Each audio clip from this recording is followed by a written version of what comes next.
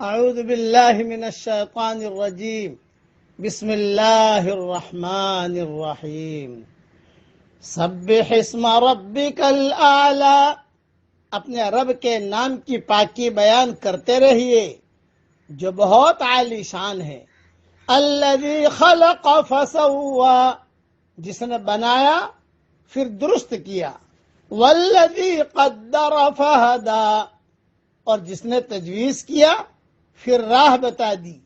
والذی اخرج المرعى، اور جس نے زمین سے چارہ اگایا۔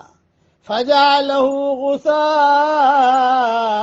احوا، پھر اس کو سیاہ رنگ کا کوڑا کر دیا۔ سنقرئک فلا تنسى الا ما شاء اللہ، ہم آپ کو پڑھا دیں گے پھر آپ نہ بھولیں گے مگر جو اللہ چاہے۔ انہ یعلم الجہر وما یخفی، بے شک وہ جانتا ہے ہر کھلے اور چھپے کو۔ وَنُيَسِّرُكَ لِلْيُسْرَىٰ، اور ہم آپ کے لیے آسانی کا سامان کر دیں گے۔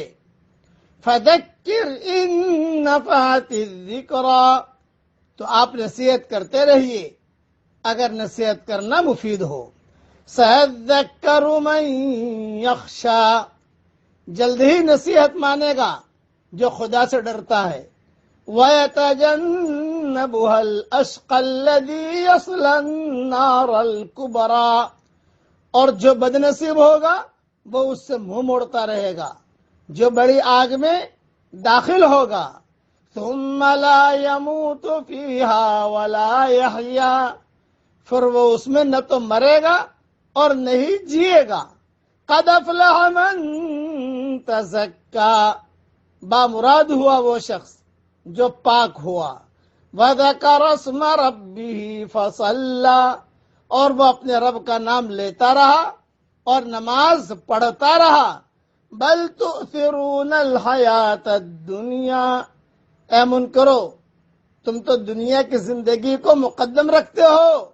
والآخرۃ خیر وابقیٰ، حالانکہ آخرت کہیں بہتر اور پائیدار ہے۔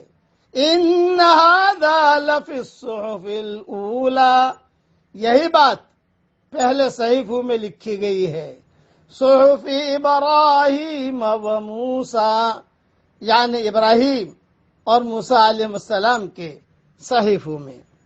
مختصر تشریح اس کی سن لیجئے۔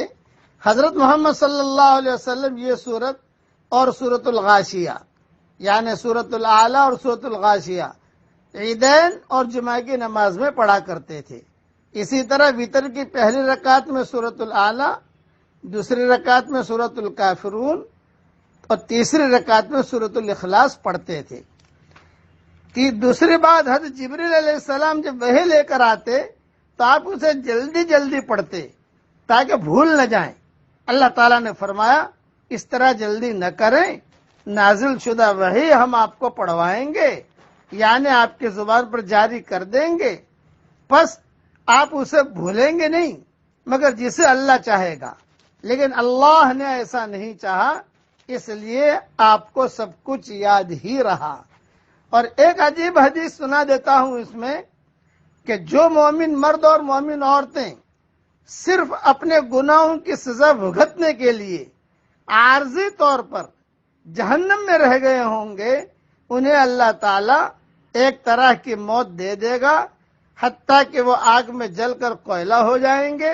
پھر اللہ تعالیٰ انبیاء وغیرہ کے سفارش سے ان کو گروہ کی شکل میں نکالے گا، ان کو جنت کی نہر میں ڈالا جائے گا، جنتی بھی ان پر پانی ڈالیں گے جس سے وہ اس طرح جی اٹھیں گے جیسے سیلاب کے کوڑے پر دانہ اگاتا ہے۔ صحیح مسلم شریف میں یہ حدیث ہے۔ اللہ تعالی ہم سب کو اپنی بڑی بڑی جنتوں میں داخل فرمائے، آمین۔ وآخر دعوانا ان الحمدللہ رب العالمین۔